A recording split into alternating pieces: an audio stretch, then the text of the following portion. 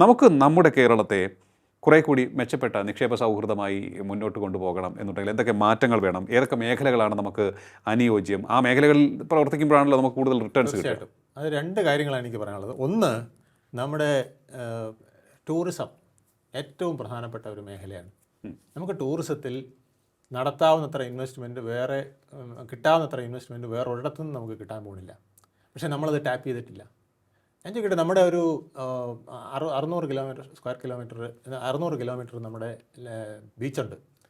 ഒരു 10 ബീച്ച് റിസോർട്ടുകൾ ഒരാൾക്ക് നമ്മൾ അദാനിക്ക് കൊടുത്ത പോലെ നമുക്ക് ഫുൾ ഫ്ലഡ്ജായിട്ട് അവർ പ്രവർത്തിക്കാനായിട്ട് ഒരു 50 വർഷത്തേക്കോ 100 വർഷത്തേക്കോ ലീസിന് കൊടുക്കുക.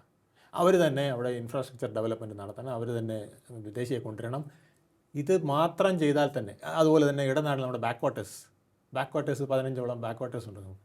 അവിടെ ഒരു 10-20 ഏരിയ തിരിച്ച് ആരെങ്കിലും പ്രഗത്ഭരായവർക്ക് നമ്മൾ ലീസിന് കൊടുക്കുന്നു. ഹിൽ സ്റ്റേഷൻ അതുപോലെ തന്നെ 10-15 എണ്ണം കൊടുക്കുന്നു. എന്നിട്ട് അവരതിൻ്റെ ഉത്തരവാദിത്തം ഏറ്റെടുത്ത് ആളെ കൊണ്ടുവരുന്നത് അടക്കം ചെയ്യണം എന്ന് പറഞ്ഞാൽ ചെയ്യാൻ ആളുണ്ട്.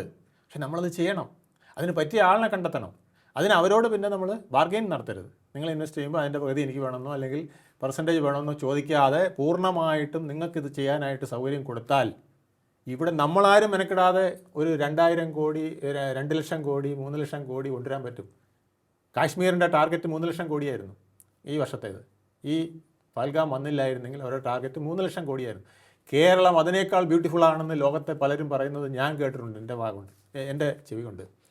ആ കേരളത്തിന് നമുക്ക് തീർച്ചയായിട്ടും ഒരു 2 ലക്ഷം കോടി ഉണ്ടാക്കാൻ ഒരു പാടുമില്ല. 6 ലക്ഷം കോടിയാണ് നമ്മുടെ കടമെന്നാണ് പറയുന്നത്.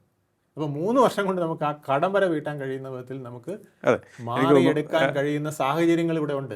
അതുപോലെ തന്നെ ഹെൽത്ത് ടൂറിസം ഉണ്ട്, പിന്നെ എഡ്യൂക്കേഷൻ ഉണ്ട്, ആയുർവേദം, കളരിയുണ്ട്. കളരിയിലൊക്കെ നമ്മൾ കണ്ടെത്താത്ത ഒരുപാട് സാധ്യതകളുണ്ട്.